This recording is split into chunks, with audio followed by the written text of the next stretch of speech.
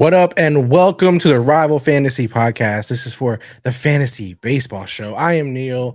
That is Brian. What's up, Brian? Not too much, man. How are you doing, Neil? Doing good, man. Doing good. A little chaos at the house, but doing good otherwise. Yeah, tis the season. Yes, absolutely. But we're here to talk about baseball, man. And Yeah, the baseball season is going good. That's going good. It's just like every week, it just seems to get better and better. It's been a really great season so far, and it's good to be back. It feels like we just got going, but somehow we are on week 7. Yeah, it's been crazy, eventful, positives, negatives, a little bit of everything. So we'll get into it all. We'll get into everything. We'll start with one of our favorite segments, the Rivals of the Week here, man. Rivals of the Week. All right. So we'll start with the hitters. And there's no hitter more deserving, I feel like, at this point, than Mr. Shohei Ohtani himself. It feels like we just kind of stopped talking about him after the gambling thing. And I don't know why, because he's batting like it's something absurd. It's like 330 something. Like he's batting well over 300. Last week, 11 hits, 3 home runs, 7 ribbies, scored 6 runs, stole 2 bases. So on Rival, that was good for 84 fantasy points, which was absolutely a top performer. And I mean, nobody's shocked. Like, no. I mean, Shohei, when he's on. He is maybe the best pure hitter in the game. And he proves time and time again why the Dodgers paid him what they did. Yeah. I think if I was looking correctly, he had one of the most hits of the week last week, or the last 7 days, or maybe like second or somewhere around there. It's up there. Yeah, so he just killed it. And like you said, you mentioned those stats. I mean, all around. So it wasn't like just one area. You know, he's doing everything. Yep. And just imagine if he was still pitching, man, right now. You know what I mean? Like this. I have the hot take that I think he's better when he's doing one or the other. Like it's kind of anecdotal. I'd have to look at the numbers, but I'm pretty sure the games where he both hit and pitched pretty bad performances, like on the whole, when he's hitting. So I'm not saying I don't want him to hit or to pitch ever again, but it would be kind of interesting to see him play right field or be a full-time DH. I don't know. There's something you wouldn't to be it, mad maybe. at it. You wouldn't be mad at I wouldn't hate it. No, not at all. All right. Next guy on the list, Christopher Morel. And I feel like before we get into it, I feel like there's a lot of Chicago players on the list today. So Chicago had a good week last week. Chicago had a great week. They look really good. They played a division rival. They played the Brewers very well. And, Christopher Morel, he kind of just gets lost in the sauce because, you've got Dansby, you've got Pete Crow Armstrong, you've got Mike Tauchman kind of blowing things up right now. And then their pitching's been really surprisingly good. But yeah, no, Morel had 6 hits, 4 home runs, which was good for 9 RBIs. He scored 4 times, and then he also swiped 2 bags. So that was good for 78 fantasy points on Rival, which if you had him in any best ball or weeklies, I mean, he definitely took you to the next level. Yeah. Just barely edged out by Shohei. Just barely. Yeah. But I mean, still, the fact that you could put Chris Morel in the same conversation as Shohei is pretty nice. Good for him. The guy, it feels like he's been on the Cubs forever. So good. And he has a lot of flexibility, right? Lineup wise, like position wise. Yeah. He can play multiple infield positions. I think he's even played in the outfield a few times. So I think he's, comments might come from me. I think he's primarily second base, third base. I have to look it up. I might be getting him confused with. No, he's center fielder, but he's been playing third base. Like, he's kind of all over the map. So, that's why the Cubs like him. The Cubs have a penchant for picking up guys who can move around the field quite a bit, unless you're Dansby Swanson, right? So, it's good to see him performing in that lineup, especially given the flexibility he gives them. Yeah. Now, the third guy here on the list, we actually have 2 Athletics on the Rivals of the Week, which is kind of crazy. One is an honorable mention, but still 2 Athletics, Brian. Like, shout out to them. I mean, shout out to the Athletics. This gentleman is Brent Rooker. Brent Rooker, man, the left fielder, he's just been absolutely smacking the ball. 7 hits, 3 homers last week, which was good for 7 ribbies. He scored 6 times, and he also stole a base. So that performance was also good for 78 fantasy points. So he and Christopher Morel kind of tied there. But yeah, man, I saw a great meme. I don't remember who it is, so I'm sorry if you see this and I'm not giving you credit, but somebody posted how the Athletics season this year is like a carbon copy of the movie Major League.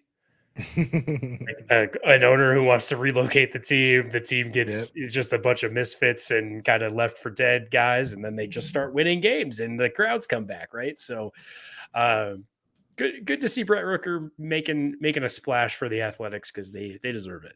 Yeah, teams like that are kind of fun to root for. They're like this underdog, spirit to them. All right, so those were the three guys who made the Rivals of the Week a hitter, but we have some honorable mentions because we want to squeeze some other guys in. Yep. Not so surprising name, Bobby Witt Jr. made the list. He has 8 runs, 3 stolen bases on 8 hits, so pretty solid week for Bobby. Yep, just like Ellie, you could probably put him on here every week. And yep. I actually took Ellie off this week for him. I had to mix it up a little bit, even mix it up just a touch. Exactly. The other Oakland player that I was talking about, JJ, 6 hits, 3 home runs, 7 RBIs, 3 runs, out there crushing it. Yeah, what's in the water in Oakland right now? I don't know, man. Love to see it. Jurickson, Profar. Another guy kind of left for dead, right? Like, hopefully I didn't slaughter the name. No, yeah, Jurickson Profar, you're right. 12 hits, 2 homers, 5 ribbies, 5 runs, stole a base. I mean, I get he's one of those guys, especially we'll talk about it in the news, but with the Luis Arraez trade, right? Like Profar just keeps getting lost in the sauce again, right? And the disrespect I think needs to end because he's a stud. Getting on the Rivals of the Week as an honorable mention is the beginning of that. Love to see it. And the last hitter that we got here on the list is Garcia from Washington. 9 hits, 2 home runs, 9 RBIs, 4 runs, and a stolen base. So these guys, I mean, they all made the list. I mean, if we look around at their, at their stats, they kind of, hit their mark everywhere. You know what I mean? Stolen bases across the board, a couple of home runs for all of them, spreading out the RBIs. I mean, it was a pretty productive week. Yeah, these are guys who are filling the stat sheet. They're good for you in roto leagues just as well as points leagues. So that's what you're looking for. You want guys who can kind of just transcend whatever your scoring system is in your league, and these guys are doing it. Yeah, for sure. So shout out again to all the Rivals of the Week. Now we're gonna move down to the pitchers, though. The pitchers deserve some love, Brian. They do. We'll start with I think the only 2-win pitcher last week. I think so. I think Dean Kremer. Right. Yeah, Dean Kremer for the Orioles, 2 wins, sub 1.4 ERA through 10 strikeouts.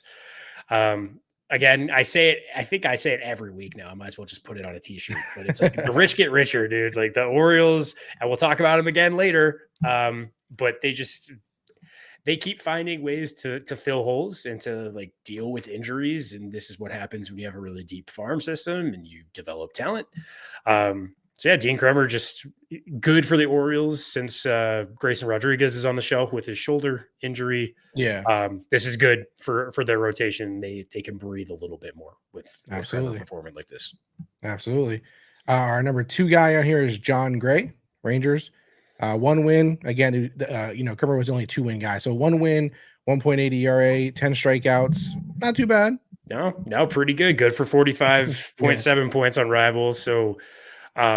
But no, the John Gray does this where he has like 1 good start every 5 to 10, right? And then he'll show up and then he'll disappear again for a little while. No disrespect to John Gray. I grew up in Colorado, grew up watching him. He's a great athlete, but yeah. And again, the Rangers need this too, because they're good getting shellacked by the injury bug. So good to see John Gray emerge as a streaming option for you. Absolutely. And then a gentleman who was on your waiver wire last week. Last guy, we talked about him on the show. You had him in your article. Jameson. Jameson made the Rivals of the Week, Brian. Rivals of the Week, baby. Jameson Taillon. I said it last week. I think that he's one of those guys. He's got the pedigree. The Cubs know how to get the most out of their pitchers this year, at least. 1 win. 0.68 ERA for 8 strikeouts. So, 29.1 fantasy points. Only had 1 start last week, but still well worth being mentioned in this conversation. I'll take the victory lap on this in a weekly capacity. Absolutely. And then some honorable mentions quickly. Nick Lodolo. We talked about him also last week. He was a 2-star pitcher last week. He was a 2-star pitcher. So he got 1 win out of it. He had 17 strikeouts though across the 2 games. So really solid week still. Yep. Garrett, Crochet, Chicago White Sox. I told you Chicago's getting some love on here, man. Yeah, man. It's good to see. Yeah, 13 strikeouts. And then Quantrill. Cal Quantrill making an appearance as he does. He is wants to do every like 2 months of the season. He'll just pop up, say hey, and then he'll dip for another 6 weeks. So Out of those guys that we mentioned for the Rivals of the Week, which one of these pitchers is the most surprising for you to see on there? I think I'm pleasantly surprised by Garrett Crochet purely because he's continued to do it. Yeah.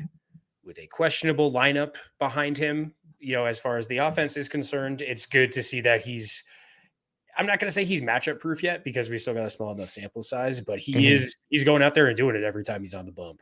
Yeah. Shout out to him, man. Shout out to Crochet. All right. That looks like we covered our Rivals of the Week. We knocked the hitters out. We knocked the pitchers out. We knocked the honorable mentions out. Again, shout out to all those fine gentlemen for a great week of fantasy.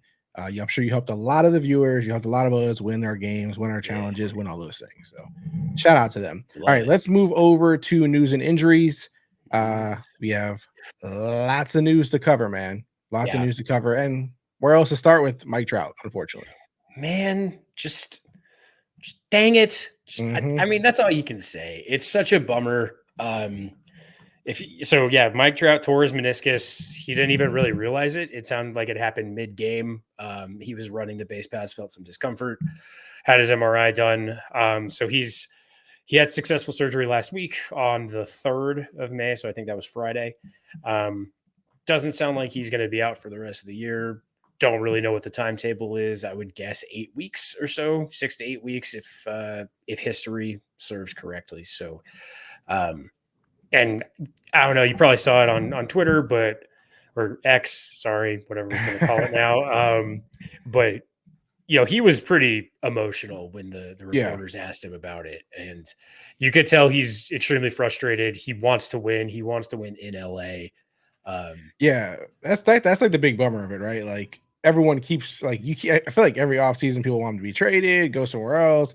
Where can he go next? And then Shohei left, and it's like, is Mike Trout really going to stick around? And he's like, I'm sticking around, man. Like he's one of those guys, which it feels like it's becoming more and more rare, who like actually wants to win where he's at. You know what I mean? Yeah. I think Mike Trout has too much honor for his own good. Almost, it's like yes, he wants to win. He signed a contract because he wants to be there, and like his honor is outweighing his desire to win. Almost, it seems like so. Yeah, man, it's upsetting when a guy who is, was in the conversation for greatest of all time. This is 3 or 4 years in a row with injuries. So, man, it's just, now it's a question of like, is he even worth trading for? Is he now quote unquote injury prone? Does his kind of vigor for running and he kind of goes all out on every play, is that contributing to him being hurt all the time? Just a real bummer, but there are some good implications for this, I guess, as far as fantasy goes. Right. So you have, I think Joe Adell is going to stick now for sure. And then Taylor Ward is probably going to keep moving up that lineup. I think he's hitting 3rd now.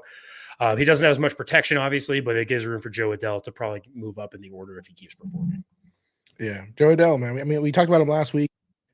Clearly, this, is an opportunity for him to step up. Will he do it? Will he be the hero, if you will, this time around? We'll see. I mean, it's tough, right? Like, you can't really fill Mike Trout's shoes, but no. And this is just another example of like, yes, he's almost definitely a Hall of Famer, but like, you have your Dustin Pedroias, your David Wrights, other sports like Derrick Rose, Percy Harvin, right? Like, what could have been if these guys were healthy every year or only had 1 or 2 injuries. And I know that's not a perfect 1-to-1, but it sucks because there's a lot of shoulda, coulda, woulda here. Yeah. And as a Mets fan, they are right. I understand what Angel fans are feeling like right now. It sucks. I mean, we'll see. We'll see how he'll bounce back. He always bounces back. Yeah. And it's just, you got him at a discount in best ball. You probably got him at a discount in most of your redrafts, right? So the good news is you weren't relying on him to provide you 1st round value. If you can find a silver lining for this, as far as fantasy is concerned, that's probably the best I can find. Yeah, for sure. Yeah, bummer. We wish him the best and hopefully bounces back safe and better. Recovery. Yeah. There are a bunch of other injuries happening too. It ain't just Mike Trout. Mike Trout ain't the only one dealing with it.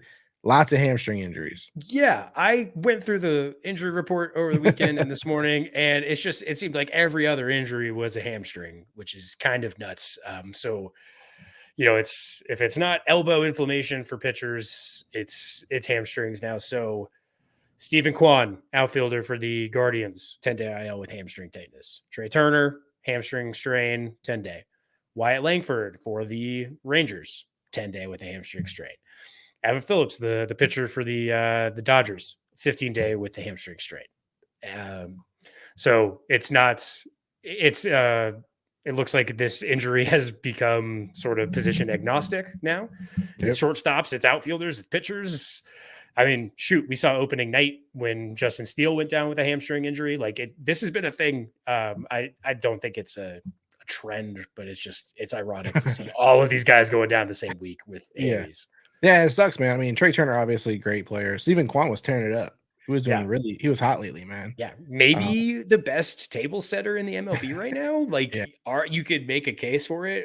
Sorry, Luis Arraez, but I would make the case for Stephen Kwan right now. Dude doesn't strike out. I mean, he puts the ball in play and good things happen. I was for sure sneaking him into my utility spot in like best ball drafts. I'm like, easy. No one's thinking about him. I'm throwing him in there. He's my go-to, and here we are. Damn it. So, but it does open up opportunity for guys we'll talk about later, who are getting called up and getting a shot for the Guardians.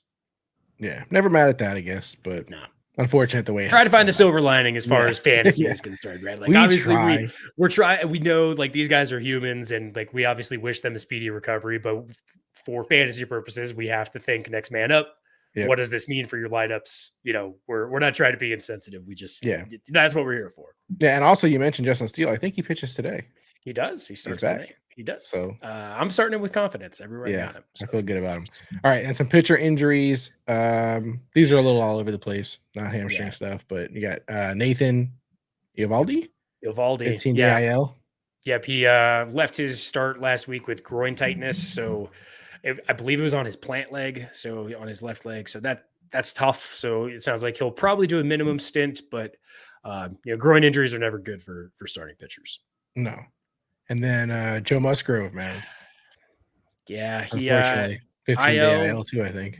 Yep, with elbow inflammation in his throwing elbow, always a little scary. So it sounds like he'll probably have an MRI this week once a little bit of the swelling goes down. So keep an eye on that. Just not good for a Padres team that needs pitching, especially when Musgrove is one of their top guys. So that sucks, and just keep an eye on it. See what the news comes out as later this week. Yep.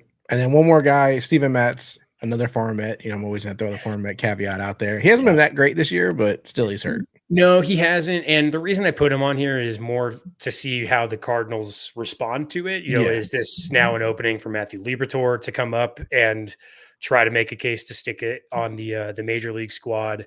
What are they going to do to kind of replace Steven Matz? They paid him a lot of money, which is kind of why he's sticking around. Him being Steven Matz, the Cardinals paid him, I think it's like a 4-year, $44 million deal or something. Yeah. And this is only the second year of that deal. So it's more just an interesting storyline as far as like money and how the Cardinals kind of pivot off of him. So something to keep an eye on. Absolutely, man. All right. And then I would feel like one of the bigger headlines of the week was the Padres trade with the Marlins. Yep. So probably the biggest trade of the season so far, in season at least, not counting, the Corbin Burns trade, right? But so the Padres traded Luis Arraez, or the Marlins traded Luis Arraez to the Padres. So the Padres sent 4 players. So it was Dylan Head and Jacob Marcy, who are outfielders, Nathan Martola, who is a first baseman, and then a right-handed reliever, Woo-Suk Go. So I still think the Padres come out on top on this trade. What do you think? Yeah, definitely. I mean, he was a name. Are the Marlins just a farm system at this point for everybody else? Because that's what it feels like. It feels like every good player they have is like, when is he going to get traded? You know what I mean? Like, that's what it feels like. Yeah, it does feel that way. And it's I don't remember if it was their VP of baseball operations or their GM, but there was some quote right after the the trade went through that he basically said like, yeah, statistically, we're not lined up to probably make the playoffs this year. It's like, dude, it is May 5th or 4th or 3rd or whenever he made that quote, right? Like, I know that they're struggling, but to be giving up in May is telling, and it's frustrating, especially for Marlins fans. And it's frustrating when you give up a guy like Luis Arraez, who's perennially in contention for a batting title. And it feels like the Marlins went for quantity, not quality in the return. Like these guys are not bad prospects, but none of them were top 10 in the Padres system. So AJ Preller did it again. I mean, the dude just constantly pulls off these magical deals for the Padres. And this is I mean, like I said, I'm in South Florida, but it just feels like the goal of the Marlins sometimes is like, can we get this player to start the season hot and then not get injured, so then we can trade him? It is. Maybe it's a product of they're trying to rebuild a farm system that has been kind of weak for a few years now, but I don't know. It seems like a very strange trade. I feel like they could have gotten more for at least better quality prospects for Luis Arraez later on. So with Arraez, like going forward, like we already know he was a good player, even though he's a Marlin. Like, do you expect like some massive jump? Like, how do you look going forward now? Like, obviously, he's a much better situation. So, how much better do you feel like we can expect him to play? Yeah, I think now he certainly gets a bump in that lineup. I mean, much better lineup, top down, right? And he's going to be in the leadoff spot. He's going to get on base a ton, so he's going to score more runs. If I was betting on like a prop, for example, like I would bet him to score more runs than he started with, whatever his line was at the start of the year. Right. So I think Arraez is, I'm going to say it. Don't come for me. Like, it's shades of Tony Gwynn. So it's like ironic that he is a Padre. I'm not saying he's Tony Gwynn. That's dangerous territory, man. I'm not saying that, but it's shades of Tony Gwynn in the sense of how they play ball and how they hit, how they approach at the plate. Right. So yeah, I think all in, I don't think you worry about Arraez. I think you could maybe, if you're trying to make a trade in your leagues, right? Like this is a time you could probably package him with someone to go get a better pitcher or whatever. The hype will be good for him, but I think points league, this is a big boost for him.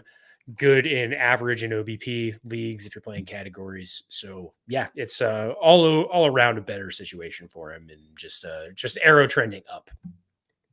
All right, arrow trending up for him and for the Padres situation. Arrow pointing down, I guess, for the Marlins, right? You feel like they didn't get a top prospect, so yeah. I just don't think we're going to see any of these guys up in the next 2 years. So that's a long time to wait for your return. Yeah. All right. Some quick injury hits. I did mention Justin Steele. He's back today, which is pretty exciting. And like you said, you're starting with confidence in your opinion. Yep. He's auto lock as far as I'm concerned. All right, cool. Walker Buehler. Yep. He's coming back tonight, coming off Tommy John. So temper expectations. I assume he will be on a pretty strict pitch count. I would guess 75, maybe 80 for the Dodgers, but this is good. They get reinforcements because, like we said, Evan Phillips is on the IL now. So, just approach with cautious optimism. Absolutely. And then TJ Friedl. Look, the Reds offense has been abysmal the last few weeks. My God, it's been bad, especially considering their pitching has been pretty good. Like we just talked about Nick Lodolo. So yeah, Friedl, I think he's probably slotted right in as the starting center fielder. I don't think they're going to wait much longer. Would be shocked if he wasn't up starting tomorrow. So I think if he's on your waiver wire, which we'll talk about him in a little bit, but go grab him if you need outfield help. He's an auto lock, I think. Let me say this. He will have far better production than what the Reds have gotten out of their center fielders so far. That's fair. Yeah, and you're speaking on the Reds and their production right now and stuff. We even had a question in the comments from last week, not on the show, but in the comments on YouTube, where I think it was Football Mania was the guy's name. Football Mania 3000 said in his Yahoo, I think it was a Yahoo 12 team league or something, but Spencer Steer was dropped, and he feels like is that insane to us? You know, how impatient or patient are you with situations like this with guys like him or Bo Bichette or, you know, any of these guys who are like struggling at the moment where someone gets crazy and drops them? Like, are you surprised by that? And do you immediately jump on that? Or like, where are you when it comes to that kind of stuff? Yeah, I mean, look, I have a much higher tolerance for like the patience of the longevity of a fantasy baseball season. You're not going to win your league because you drop Spencer Steer for somebody who's on waivers, right? Right. This isn't necessarily going to be the league winner that you're looking for. I wouldn't cut him. I don't think we're at that point yet. I would have to. I know he's batting like sub 250, but I think he's had pretty bad luck. I'd have to go look at what his BABIP is. I believe his BABIP is, let's check. So he's had like a 283 BABIP. So he's under the league average. But I don't know. It feels like a little bit of an overreaction, but it also depends who you can pick up, right? 12-team leagues tend to be a little more shallow than a 14 or a 16-team league. Right. Yeah. So, I mean, that's kind of how I answered it. I just feel like, you know, every fantasy sport is different, right? Like fantasy baseball, though, you have such a long season that you don't want to panic or rush into something necessarily. Like it's not going to affect you to hold on to a player a little longer, right? A struggling player. Whereas in like fantasy football, you know, you wait too long, you're just basically out of the playoff contention so quickly. Yes. So like, yeah, I think you got to keep changing gears. I mean, like depending on, you know, what type of league you're in, what style, like you said, what style it is, you know, those things all matter. Roto, all that kind of stuff. So it's like, I don't know. I just feel like with fantasy baseball, you could be a little more patient than some of the other sports. Yeah, and you know, I would say too with Steer, right? Like in particular, he's walking like more than 10% of the time. His strikeout rate is less than 20%. So like the underlying stuff isn't bad. He's just, you know, the Reds as a whole are struggling. They're struggling, and so I think I would be much more inclined to bench a guy like Spencer Steer and then, you know, plug and play waiver guys as I need to. But yeah, I mean, to each their own. I think it's just a matter of what's your league situation, what's your waiver wire situation, and who can you plug in instead of him. Yeah. All right, cool. One other injury, Guardians top prospect hurt again, man. Yeah, man. Okay. So people will argue with me because we're going to talk about Kyle Manzardo in a little bit. I would argue that Chase DeLauder is their top prospect. He's an outfield prospect. He broke his foot over the weekend, and apparently it is the same foot that he broke while he was playing college baseball at, I believe, James Madison is where he played. So it's just really crappy because he was having a pretty torrid start to his minor league season. So I was fully expecting DeLauder to be up by June and probably starting for this team. And now he's probably not going to have a lost season, but I don't see him getting to the majors this year unless it's like late August, maybe September. So just a bummer if you're on Prospect Watch, if you're watching these guys who, he's got great power. He's got a plus speed tool. So just sucks to see a really good player go down for a repeat injury.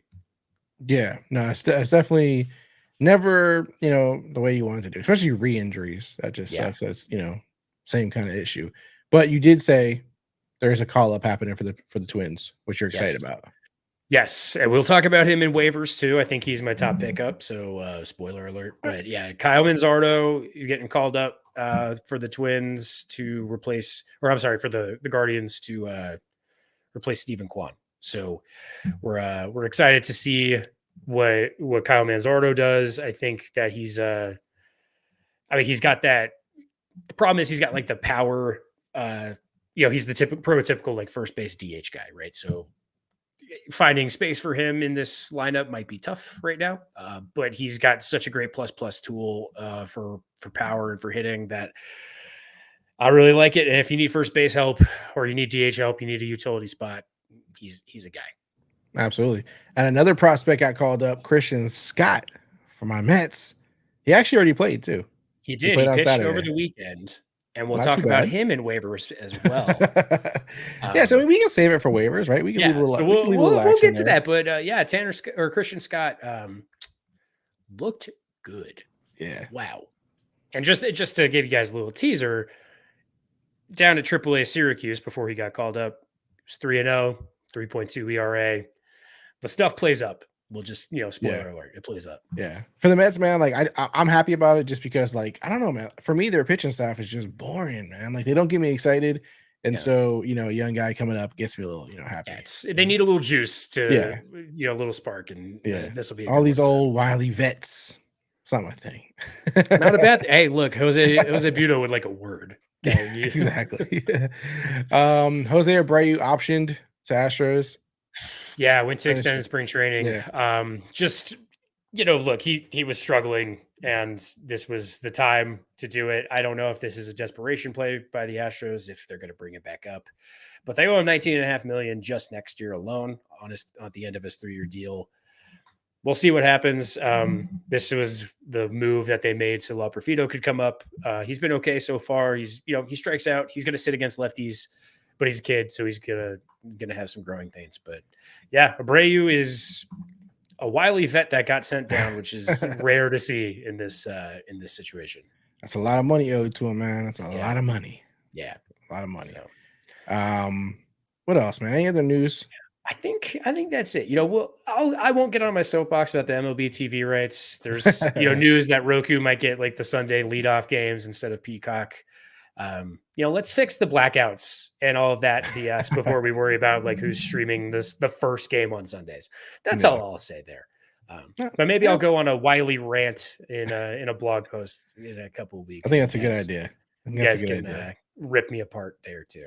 I think it's worth a Brian rant, man. Yeah, maybe we'll start a new segment, Brian's rant. Oh, we should do that. That'd be actually. Yeah, the problem is we might get kicked off YouTube if I start ranting. We might get deplatformed because if I start, there's going to be some less than savory words flying around. I got to figure out a way to fit that into the show. Yeah, you're gonna have to get on the censored button pretty quick. Gonna have to start a time delay. We're gonna need it. We need that, man. The show needs it.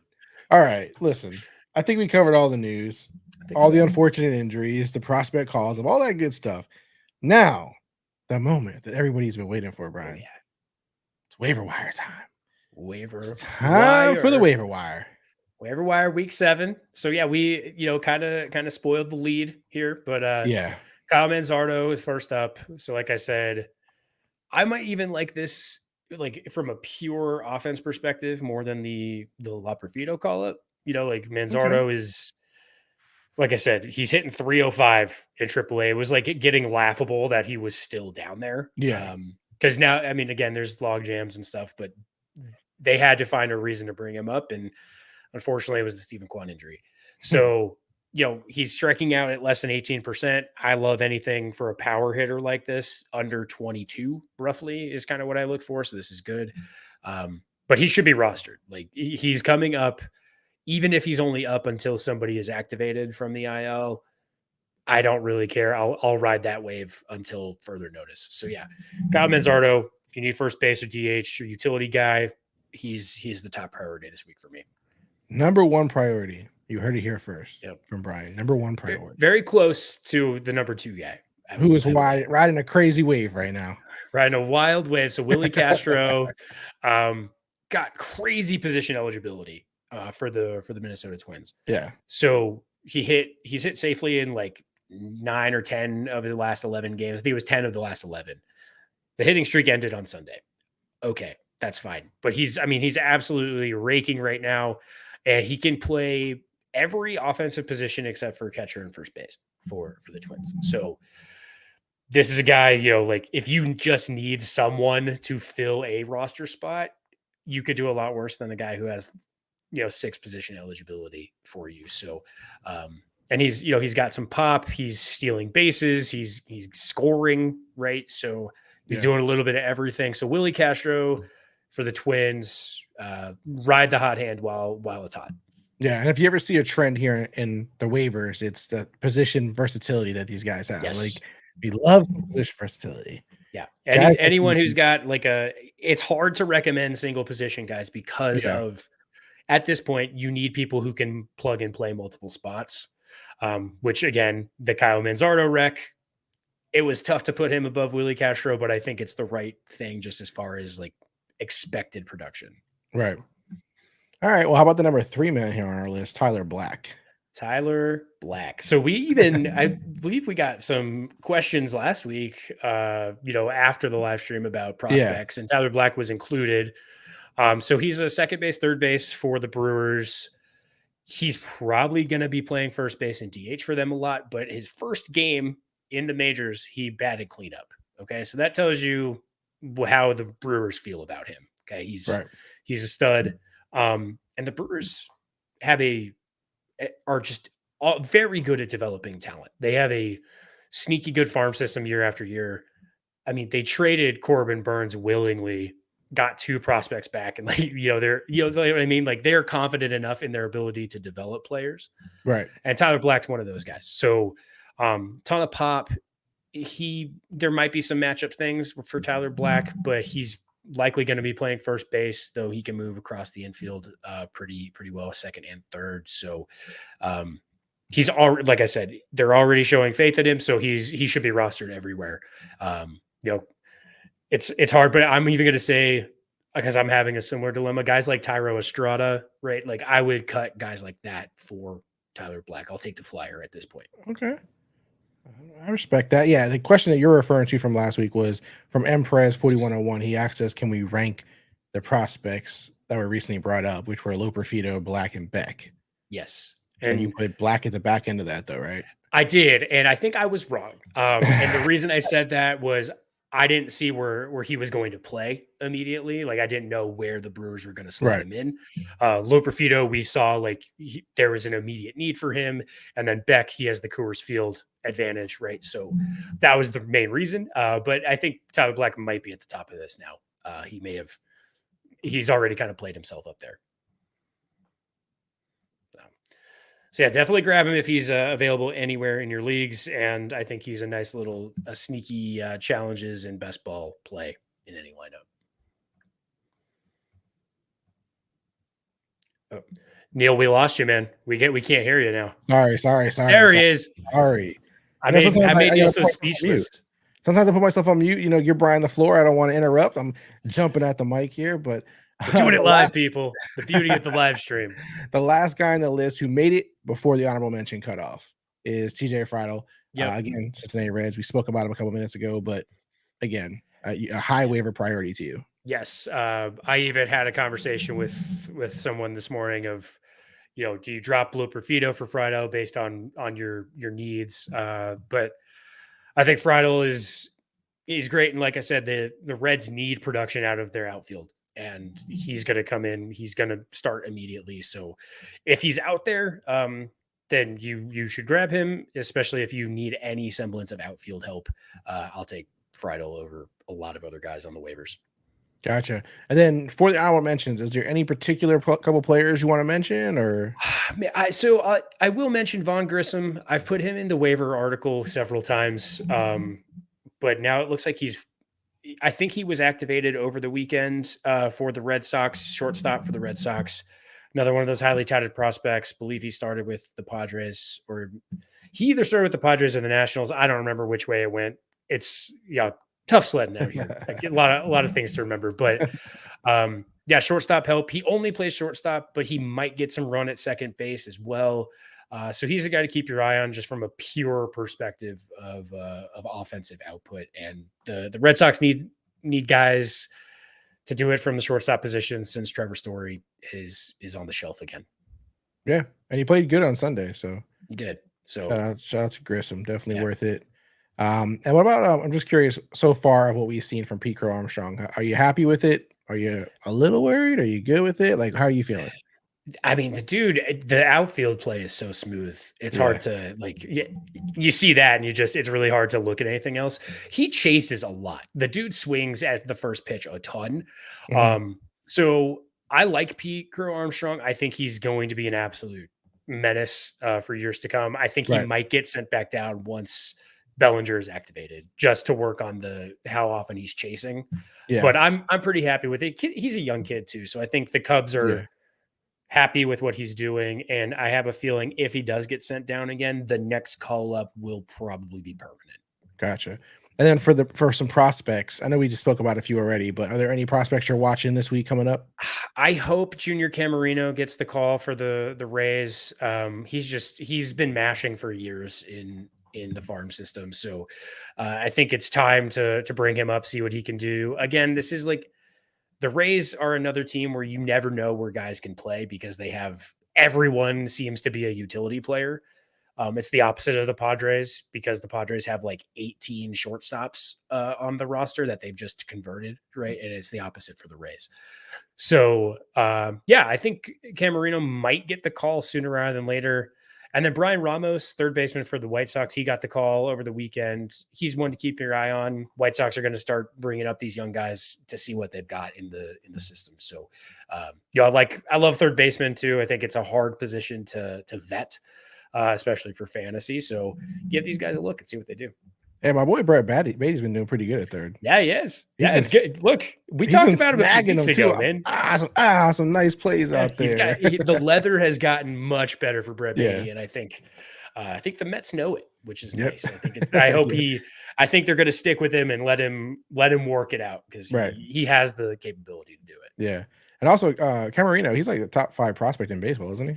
He is. Yeah. Like yeah. all of baseball. I know. Yeah. I know he might be number 1 at this point. Like, I don't really know because he's been so high for so long, but it's time. Like, I know like with Jackson Holiday or whatever, right? Like we saw it kind of crash and burn. Camerino, I don't think is going to be that way because he's been in the system a while. Yeah. So let's see what happens, man. But again, another 20-year-old man, you never, Let's again just throw him in the fire. Worst case, he's got enough options. You can send him back down, but let's stop with the dog and pony show. Let's get these kids who are raking. Let's get them to the show. I'm with you, man. I'm sure most fans agree. All right, over to the pitchers. We'll start with the Mets. Christian Scott. Again, we just talked about him. He had a pretty damn good game the other day. Yeah. How do you feel, man? Like going forward, you trusting this guy or? Look, he did it against a really good offense this weekend. He did it against the Rays, and he was sitting like fastball. I think it was fastball changeup or fastball slider most of the game. So he didn't throw his splitter, which is kind of what he's known for. He only threw it, I think, 8 times. So less than 10 of his pitches were the splitter. So he's my top priority for pitching this week. Even if it's a 1-star pitcher this week, like I don't really care. I don't think the Mets are going to send him back down. If they do, I'm sorry. But I think he sticks in the rotation, and he's my top waiver pitcher for this week. Yeah, I hope you're right, man. I hope you're right because, like I said, I'm tired of the vets on the Mets. They're just not the vets on the Mets. It rhymes. Yeah, no, but I mean, look, Scott's he's a firecracker, and like he has just absolutely blasted through the system. Like he was kind of on no one's radar, and then over the last 18 months, he just kind of came out of nowhere. So. And guys who do that they're either really, really good and they just stick, or they like are a flash in the pan. I don't think this is a flash in the pan. Hopefully not, man. Another guy on the list, John Means. Baltimore, surprise.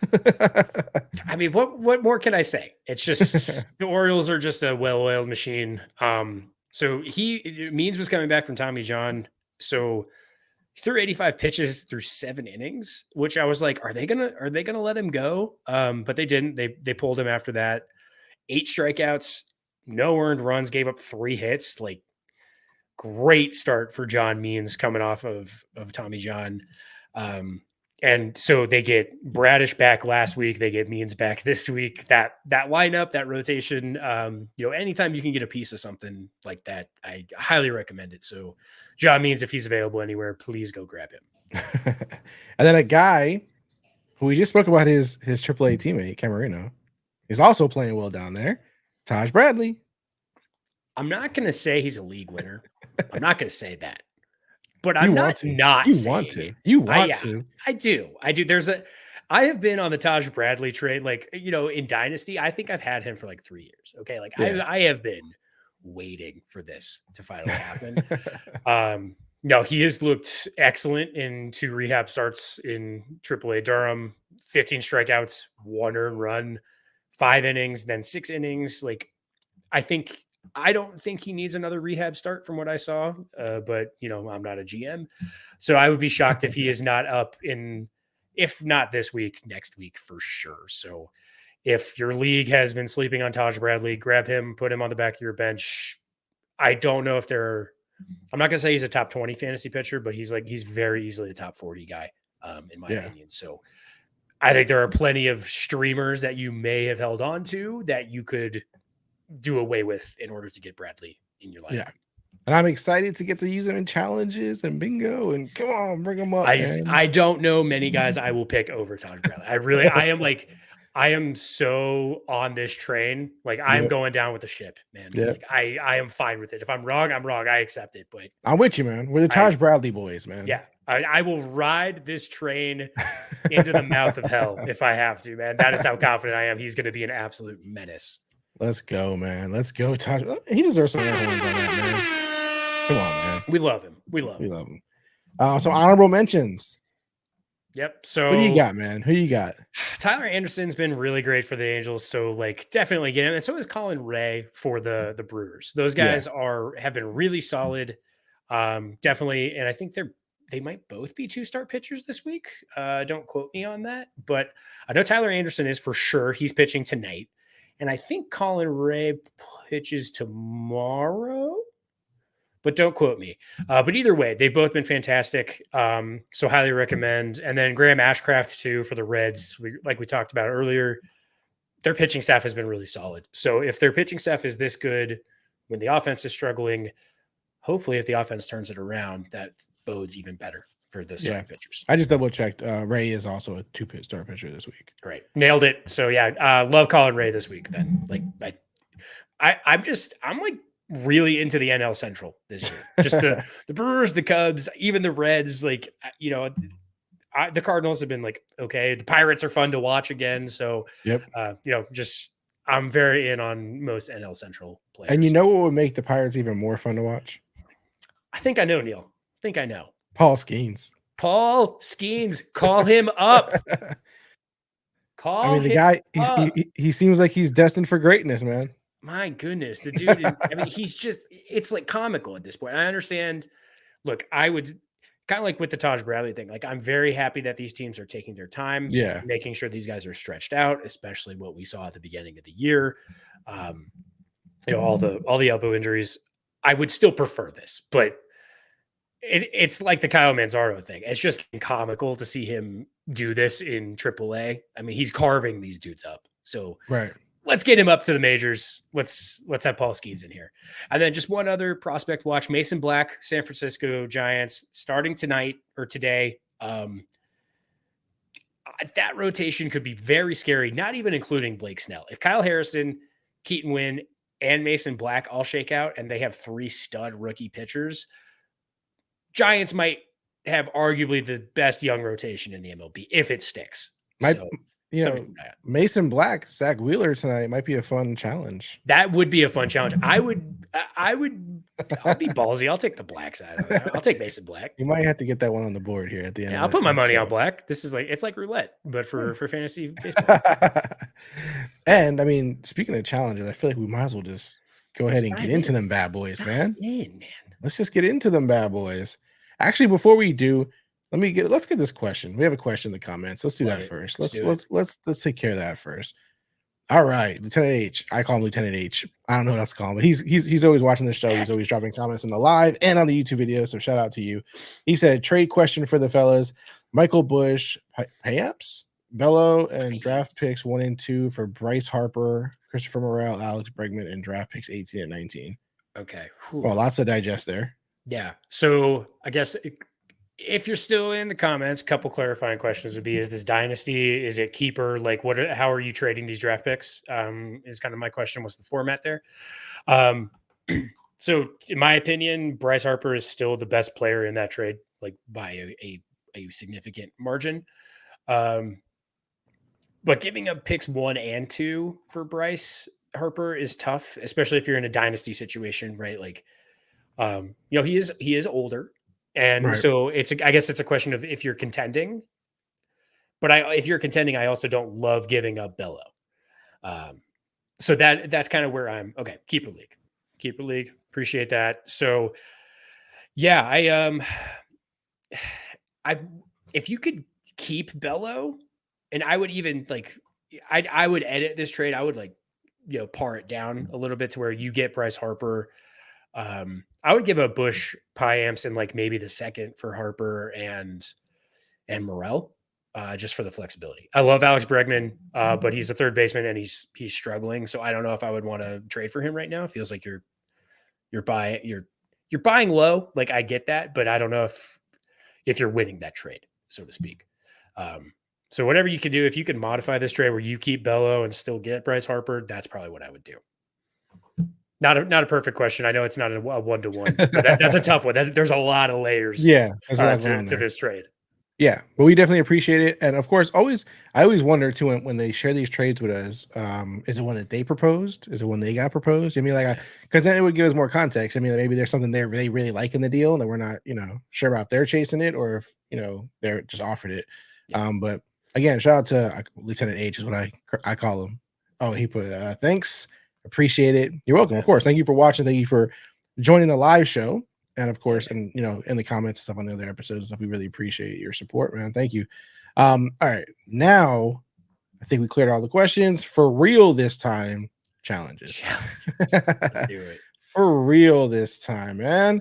All right, let's go ahead and bring up the greatest rival fantasy platform ever. All right. So it was Zach Wheeler right on the screen. First thing, man. So we can scroll through some of these and then create some of our own like we always do. And for those who are not familiar, rivalfantasy.com or download the app in your app store. The best platform for fantasy users out there. There's challenges, which we'll show you right now. And then there's other things like bingo, best ball, which we'll also show you before we wrap up today. But we highly suggest you get out there, check it out. There's a link in the description if you're watching and it's easier that way for you. That's fine. But again, you can just download the app or visit the site, whatever you prefer. All right, let's go ahead. We'll scroll through some of these and just see what's popping on here. Zach Wheeler again. Dude, get me on that Jack Flaherty side. Yeah, as I said, that's not too bad right there. Yeah, I like that. I take Jack Flaherty. I'd throw a 5 spot on Flaherty. Yeah, let's throw a 5 and see if we can get some others to come behind it and take some more. Let's see. Ooh, 20 on Wheeler. Somebody is really into Wheeler. So the question is are they just really a believer in Wheeler or are they doubting your boy? Are they doubting your prospect? I don't think they're doubting Black so much as they're doubting the Giants offense, which is fair. That's a fair thing to do. But Luis Castillo has been like, he's been a stud. So I'd put 5 spot on Castillo. I'm gonna go do it right now too. Honestly, let's both do it. Whoa, let's both do it, man. Let's both get in the mix on that one. That's a nice and that's a fun matchup too, right? Yeah, like that's a Twins, Giants, like those are good opponents to target right now. I don't see anything coming bad from that. This person is just trying to bait on my my Met fandom here because Wheeler ex Met Minaya playing decent matchup. Nothing crazy, but he has been much better than I anticipated. But I don't know if I would. I might throw a buck on Minaya just to get in on it, just to have fun. That's why I do with my Mets a lot of times, man. Just have some fun. Throw it because the Cardinals are a good enough matchup. How about this one, dude? I'm sorry. I'm going in right now. I'm putting 10 on Justin. What is going on with all the Wheeler stuff here, man? Look, Zach Wheeler is right now the best pitcher in baseball. Yeah. I get it. Like anytime you can get action with him, I understand it. But that's why there's value to be had in a lot of these challenges, right? Right. Just because Wheeler has a good game doesn't mean somebody won't outscore him fantasy-wise, right? Like if Wheeler gives up 7 hits and 1 earned run to the Giants, that's great. But if Steele goes in against who are they playing? Padres. Against the Padres, like Steele could have a good game at home against the Pods. Like I can see this being a very close thing where it's decided by 2 strikeouts, and Steele could bounce back very quickly. Right. And like you said, you could just put 1, 5, 10. You don't have to take the whole 30 or put more than what's on there. So if you're not feeling totally strong about it, but you want to get on the action, you feel like there's room there, jump in on it. You know what I mean? But yeah, I mean, clearly Wheeler is everywhere on here. Yeah. And it So helps too. The Phillies play at 4:05 Eastern, so they have the first game today. So it's Wheeler, going up against the Giants is the first game. yeah, yeah. So Wheeler, someone is in here just loving themselves some Wheeler. My boy Tristan McKenzie. Yeah, that one I would not take. Yeah, that's a risky one. Tristan McKenzie has been he's been getting blown up. I hate that for him. I know. Yeah, I mean, there's a Mason Black. This is a good one for you. Yeah, see, I will definitely go take Mason Black on that one. Yeah, so this screams Brian. This screams Brian right here. Look, I love putting money on prospects who you have the pedigree. We know, we're starting to see it out of AAA, and when they get the call in this situation, it's usually there's a lot of confidence behind them. So yeah. Again, my guess here is they're like, Mason Black. He's going against Zach Wheeler. Yeah, first, but hey, he doesn't have to hit against Zach Wheeler. Exactly. Like, as long as he doesn't get completely shellacked by Bryce Harper and company, Trey Turner's out of the lineup, so that helps too, right? Like, yeah. So you have one less superstar to deal with as a rookie, which is helpful, but you do have to go into Philadelphia, so that's tough. Looks like everybody's betting against your boy today, man. No, I get it, man. It's tough to. I'm the weirdo who likes to bet on guys. Let's create a couple really quick. Yeah, let's do this. So one I like tonight is Tyler Anderson versus Jack Flaherty. All right, that's fine. I like. These guys are. Jack Flaherty's been like the hotness lately, but Tyler Anderson's been sneaky good. So I think you could take either side. I would take the Tyler Anderson side, like you have selected. All right, so we'll do that. We'll put 10 on it. Yeah. And I'll also drop this in the chat for those who are watching live, taking advantage of the live feature that you're watching the show live. You deserve to get on the action. So let me drop this in here. While I'm dropping that in there, you can let me know what is your next. So next one, we are going to do a Mason Black challenge. We're going to do Black versus Walker Buehler. And the reason I do that is it's both their season debuts tonight in the majors. And I think Buehler will be on a pitch count, but there is value to be had on his side. However, I'm still going to take the Mason Black side because I think I don't think he will be on as strict of a pitch count if he's doing well. So you're taking the Mason Black side, which is interesting. Again, you got the Dodgers against the Marlins. So, this is going to get Dodger fans jumping at this, I think, when you do this one. I get it, man. Like I am doing this purely because I don't think Buehler will go deeper than 4 2/3. Right. No, I understand. So this is a good one for our chat as well. So we'll drop that one in there. And then did you have more or just one more? We're going to do an outfield challenge. We're going to do Joe Adell versus Dylan Carlson. Okay. Dylan Carlson's back. I'm trying to believe in some post-hype sleeper magic for him. And then Joe Adell, man, he's been really good the last few weeks. Who's the other one? Adell and who? Dylan Carlson. Dylan Carlson. There we go. All right. So, but I'm going to take the Joe Adell side. That's smart, man. Don't ever go against Minaya over here, buddy. Yeah.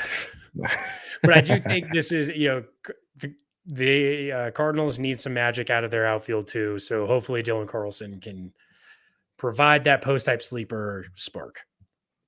Absolutely. Drop that one in the chat as well.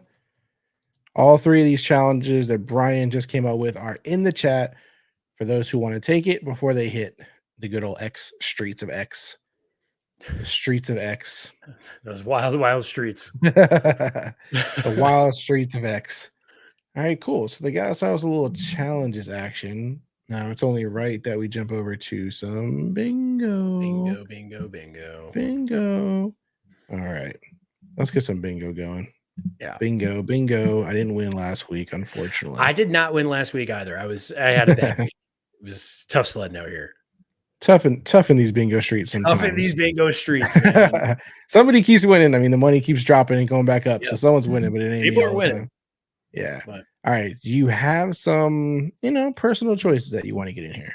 Yeah. So I like Simeon Woods Richardson today against. You mentioned him last week. I mentioned him last week in waivers. He's looked pretty solid. He's pitching today. Tonight against the Mariners, but he is pitching at home. So I like that. and I think he's going to have a good day. We got to get Justin Steele in there. Like, I'm just got to get the boy, the man, the myth, the legend. And then this one is an iffy play. I'm doing this more to try to capitalize on some negative achievements in bingo. Alex Wood, pitcher for the Oakland Athletics, playing against the Rangers tonight. Not mad at it.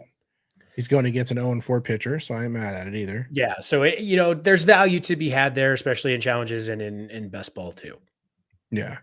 So. All right, and we need 2 infielders. Do you want to go for the recently traded, or are they playing Miami? Is that right? Yeah, I think so. I think.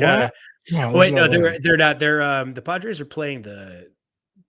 Who are the Padres playing? The Cubs. They're playing right? the Dodgers. They're playing the Dodgers. So the trade threw off the game log, so it hasn't updated to reflect that he's a gotcha Padre yet. That's what it is. Okay. Maybe we steer clear of Arraez just for that reason alone. Yeah, it's an omen. Yeah, to stay away. But I think we can. We talked about him in the trade conversation. I think Bryce Harper is a great pick today.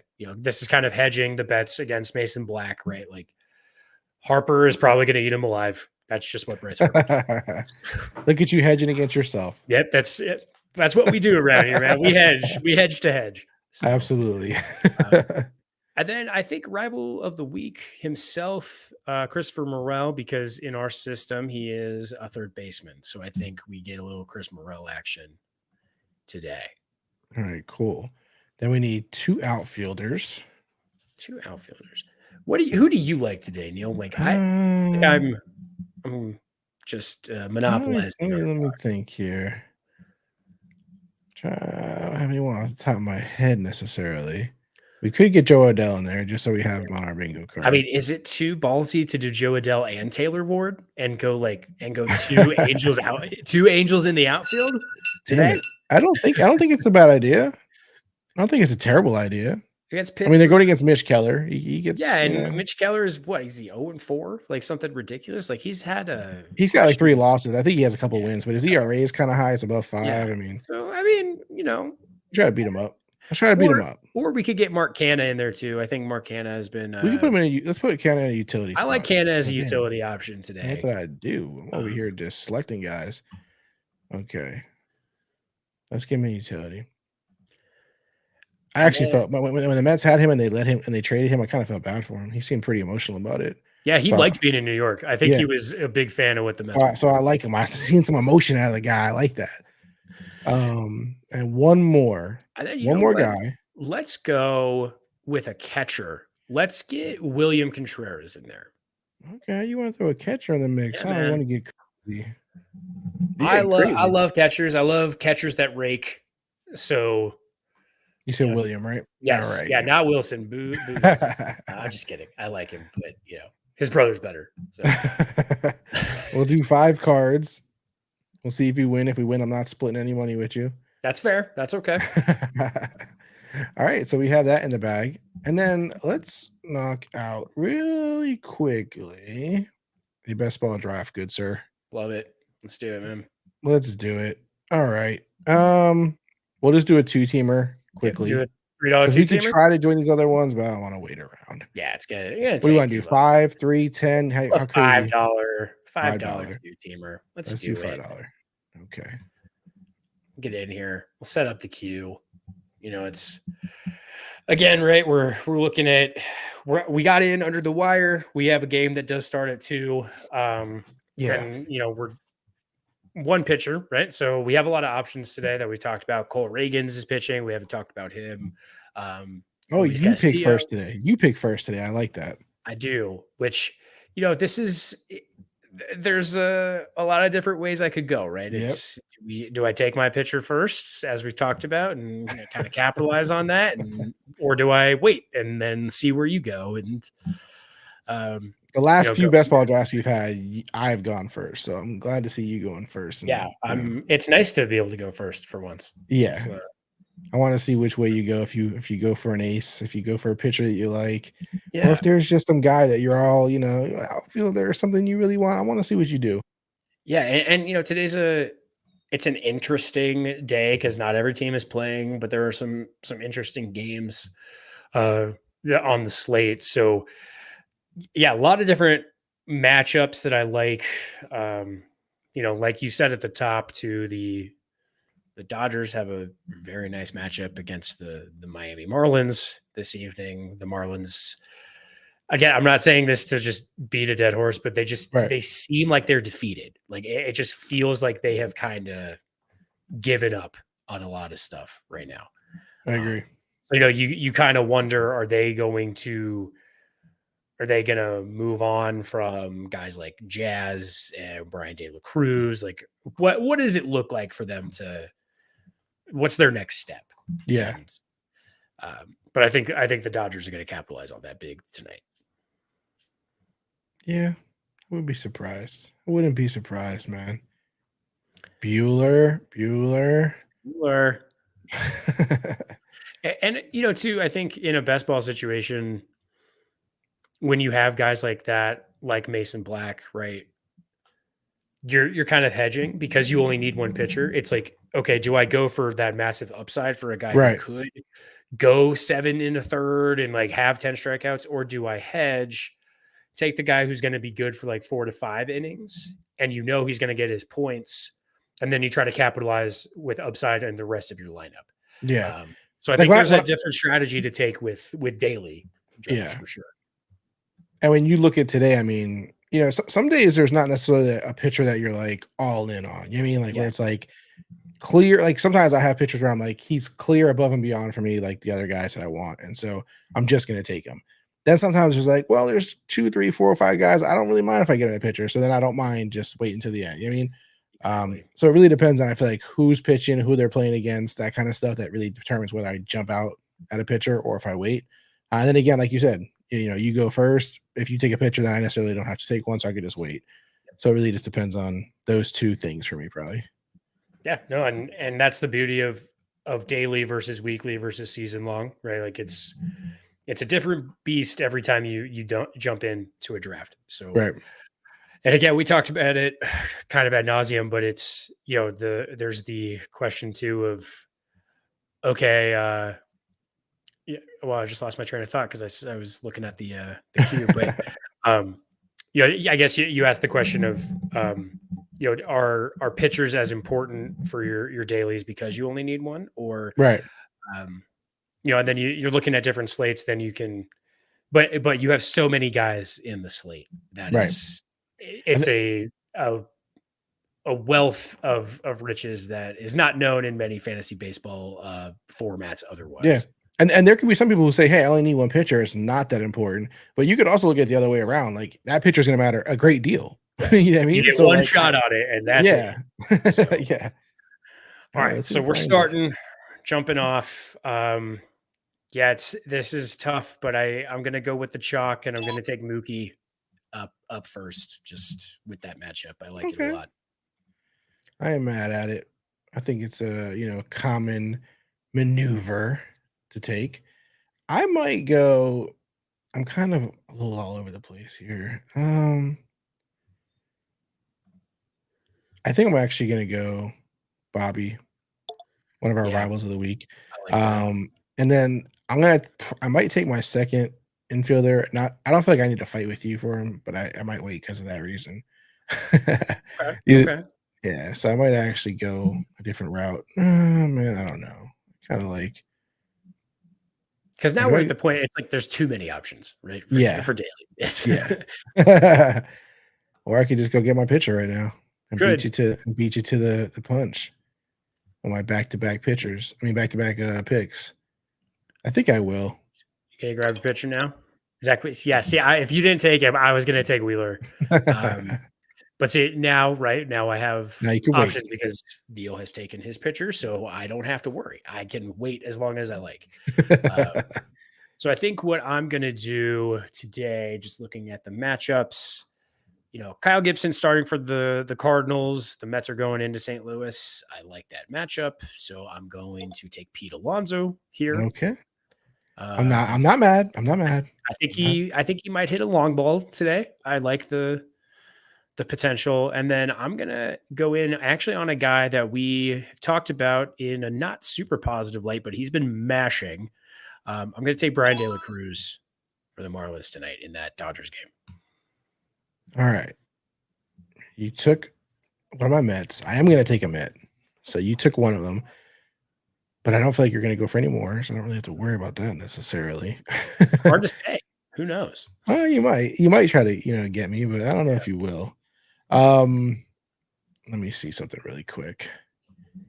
We did talk. I like to get some players that we talked about today in the mix. So I kind of, I'm just going to get crazy here, man. Where are you going? Oh, no, he's not. I'm in the category. Uh-oh.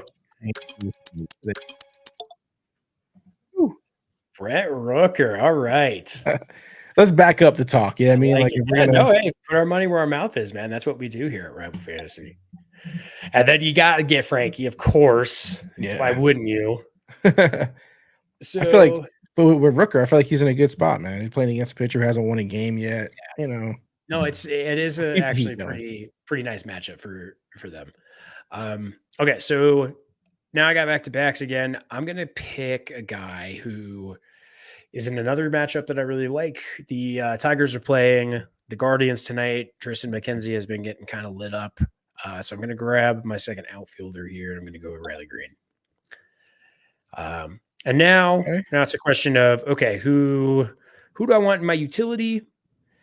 This guy's starting to heat up. I'm really, really liking what I saw, especially over the weekend against the who did they play? I don't even remember. The Angels. But I'm going to take J-Ram for my my utility spot. It's about time he's heating up, man. It's about time. About time. We love to see it. We love when J-Ram gets hot. We really do. It's about time, man. It's about time. Who do I want to go for next? I've been looking at a few players here. I need outfielders, though. I got only outfielders left, man. Yep. And it is important if you don't get outfielders, you can draft non-outfielders, but you will not get credit for them. So this is a fact. All right. I'm going to go. Stop trying to scare me. Stop trying to scare me. He gets a T. It's trying to scare me. It's trying to rush me. It's okay. Good. You need a little bit, man. You need a little you need that pressure. I might go Randy, actually. Yeah, let's go Randy. Yeah, Randy's heating up too. He's finally starting to find that power swing, which is good. So, the only guy I'm not super confident here is with Tatis because he's going against Steele, but I feel like his first game back, maybe Tatis could take advantage of it. See, now I'm in between a rock and a hard place, right? I have two pitchers that I really like today that don't have great matchups. And then there are some other pitchers that, have better matchups, but they're not as good as these guys. So I'm between Justin Steele, Cole Reagans. Do I want to go Cole Reagans at home? Justin Steele at home? But I'm going to back up the top. And this is no exception. You did it. You know what I noticed? Neither one of us picked Shohei. Yeah, I'm just gonna. I was gonna take him. So dumb, but it's just like it's so chalky. I'm like, let's mix it up because I took Mookie, right, which is almost just as chalky. But we're obviously take Shohei. I know we're doing this to get some diversity in our lineups, see what other guys are doing, right? And then Shohei has to be your utility spot because he's a DH only. So exactly, and that's why he does limit you. When I took Rooker, it took me out of the spot for Shohei, so I couldn't do it. So I didn't want to mention him just in case it, sparked your interest. So I left his name out. Now I wanted to try different guys, get some different lineup constructions tonight and see where I land. For sure, absolutely. That was a good draft, man. That was a good draft. We shook it up a little bit, did things a little differently. You know what I mean? And that's the beauty of the two teamers. You can experiment with however you want your lineup to look. Absolutely. All right, man. Well, we covered everything. Rivals of the week, injuries, news, headlines, 2-start pitchers, waivers, even challenges, best ball, and bingo. We did it all. We did it all. All the questions. We did everything, man. We got everything covered. Do it all. Is there here. Anything that you left on the table, Brian?